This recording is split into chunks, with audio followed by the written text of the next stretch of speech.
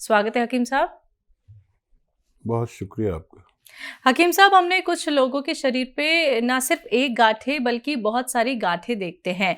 अब उन्हें वो तकलीफ भी नहीं देती हैं, लेकिन गांठें उनके शरीर के कई हिस्सों में हो जाती हैं। तो क्या ऐसी गांठों का ऑपरेशन कराना सही है जब तक वो तकलीफ नहीं देती? और शैलजा, देखिए, गांठें शरीर में होती ही है हम्म। और हेल्दी आदमियों को ज़्यादा होती है। जी। और अगर आप मुझसे भी कहें तो एक आध गांठ मेरी भी होगी। जी। तो तकलीफ जब तक ना दें तो हम्म। इनको छेड़छाड़ नहीं करनी चाहिए। कोई जी। ऐसी गांठ है जो ऐसी जगह पर है जहाँ से आपका चेहरा या पेशानी, माथा या जो भी ज़ाहिरी हिस्सों पर है तो उसको आदमी बुरा लगता है, तो उसको चाहें तो ऑपरेट करा भी सकते हैं। लेकिन ये गांठें आती और जाती भी रहती है। हमारे जिस्म का एक सिस्टम, एक निज़ाम है कि जब पूरा ऑटोमेटिक है हमारा जिस्म, जब हम कभी भूखे रहते हैं तो हमारा लीवर थोड़ी सी चर्बी अपने पास रखता है, और जब हमें घंटों 6-8 घंटे तक खाना नहीं मिले तो जिस्म कैसे चलेगा। तो उसकी जगह वो ये चर्बी सप्लाई करता है जिस्म को, ताकि जिस्म में मजबूती रहे। और जब हम अनाप शनाप खाने लगते हैं, फैट वगैरह, तो ये उसको नुकसान ना दे, इसलिए हमारे शरीर में कहीं डिपॉजिट कर देता है, जिसे गांठें कह सकते हैं आप। अक्सर ये तकलीफ़ वाली नहीं होती, इनसे के बारे में ज़्यादा संजीदा नहीं होना चाहिए, सीरियस नहीं होना चाहिए, और इनका इलाज भी यूनानी में मौजूद है। चलिए, इसी के साथ कॉलर जुड़ गए हैं, बात कर लेते हैं। हमारे साथ इंदौर से हैं कर्नल वर्मा जी, स्वागत है आपका। नमस्कार मैडम जी नमस्कार। आप कैसे हैं? बहुत अच्छे। आदाब हकीम साहब। आदाब, जय हिंद। वर्मा साहब, आज ये याद कर रहे थे आपको। तो अच्छे हो, हमारी खुशनसीबी है जो हमें याद करें, वरना इस लायक कहाँ है हम। हाँ। 2 सवाल है साहब तेरे। जी। तो सबसे पहले तो मेरे अल्फाज हैं और ख्याल आपका, एक शेर सुने आप मुझसे कि बैठा हूँ मैं तेरे दर पर, मेरी कद्र कर, कीमत मेरी उनसे पूछ जिन्हें मैं मयस्सर नहीं हूँ। वाह वाह वाह वाह वाह, बहुत अच्छा शेर सुनाया हकीम साहब। एक आपने जो पीलिए के लिए एक नुस्खा बताया था कि कलौंजी का नमक से पूरी तरह साफ हो जाता है। दूसरा ये है कि जो टाइफाइड होता है, इसका भी कुछ बता दीजिए कि पूरी तरह एलोपैथ में तो है इसका, लेकिन आपकी तरफ से भी कुछ ऐसा मजा आ जाए। किसका किसका? टाइफाइड। अच्छा, टाइफाइड। देखिए वर्मा साहब, मेरा दिल चाह रहा है आपको एक गज़ल सुना दूं आज वाली। आज मैंने एक गज़ल गई है और वो अजीब सी गज़ल है। देखिए, कुछ लोग तो होंगे जो गज़ल समझते होंगे, और मैं आपको 1-2-4 शेर सुना देता हूँ। क़ज़ा के पास जाकर, क़ज़ा मौत को कहते हैं, आपको तो पता ही होगा। क़ज़ा के पास जाकर ज़िंदगी इमदाद मांगेगी, मदद मांगेगी।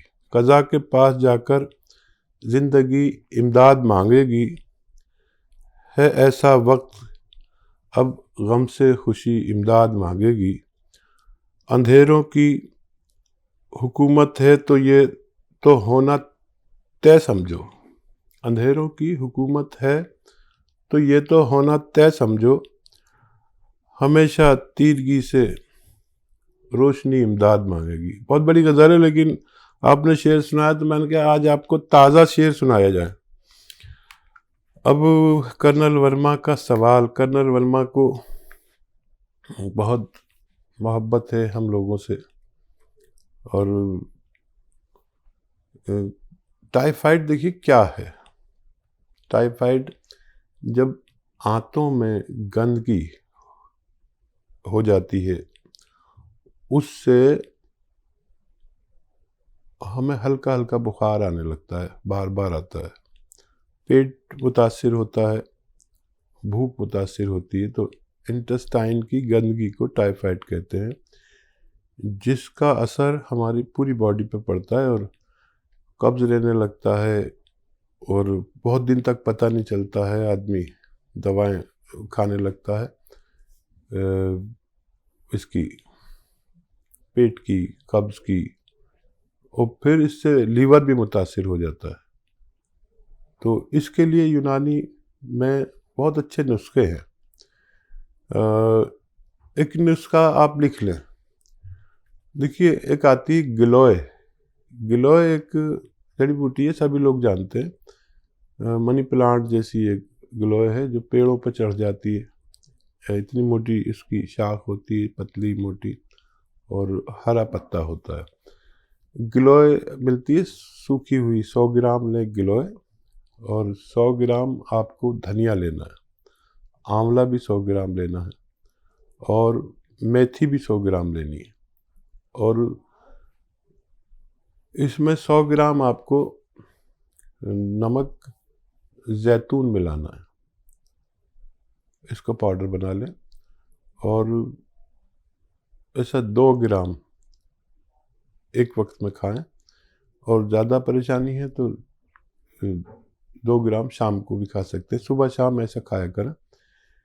इससे इन सब की सफाई, आंतों की, लीवर की, मैदे की, यहाँ तक कि किडनी की सफाई, खून की सफाई, और ये जरासीम को जो कीटाणु हो जाते हैं, गंदगी हो जाती है, उसको बाहर कर देता है।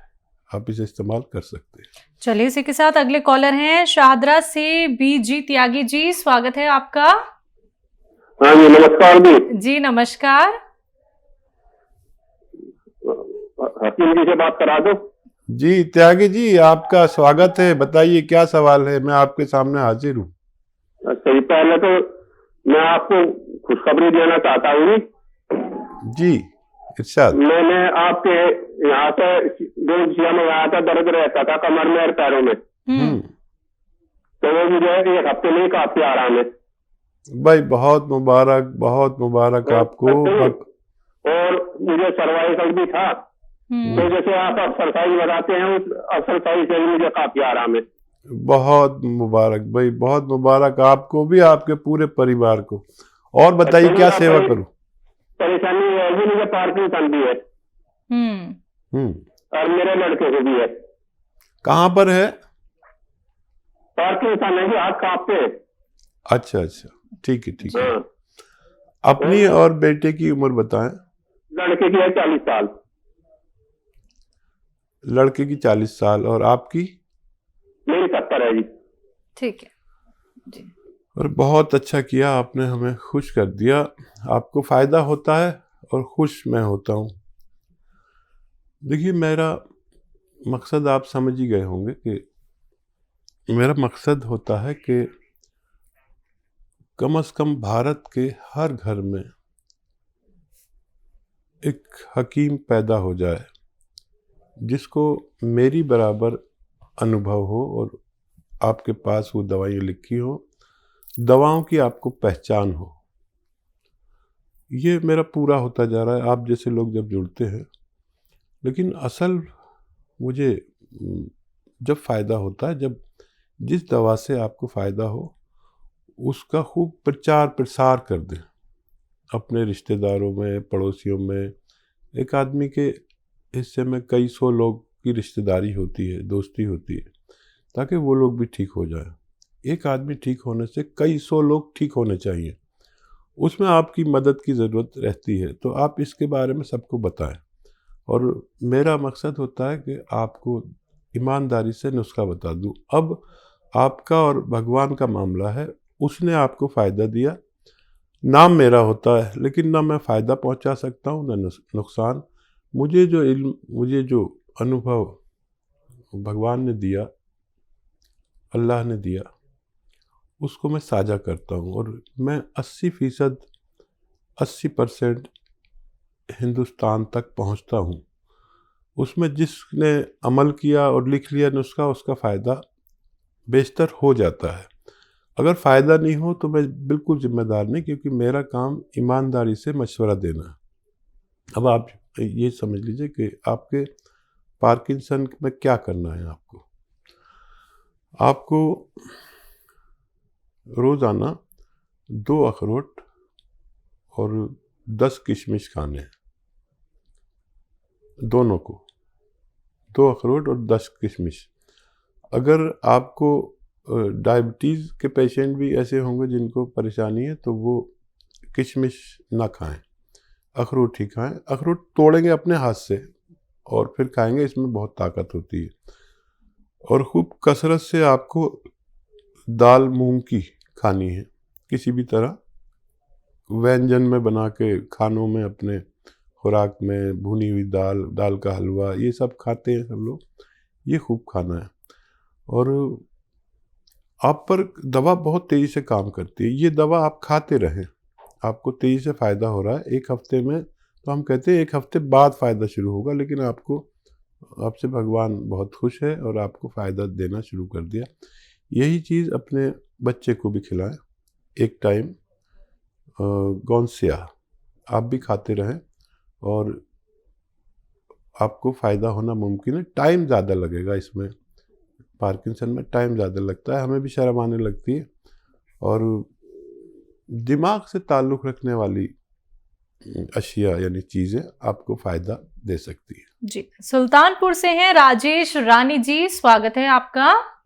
हाँ जी, बताइए, सवाल करिए।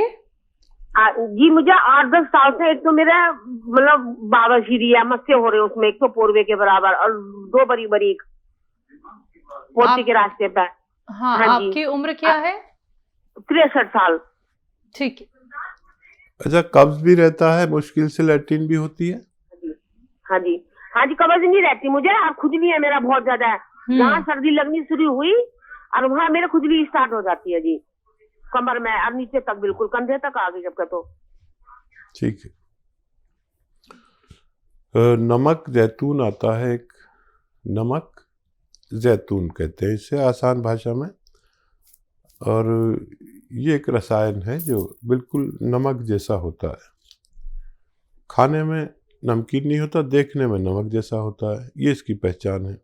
बिल्कुल नमक जैसा, जो आपके किचन में नमक होता है, डिब्बे में भरा हुआ रहता है, वैसा ही होता है, लेकिन खाने में नमकीन नहीं होता।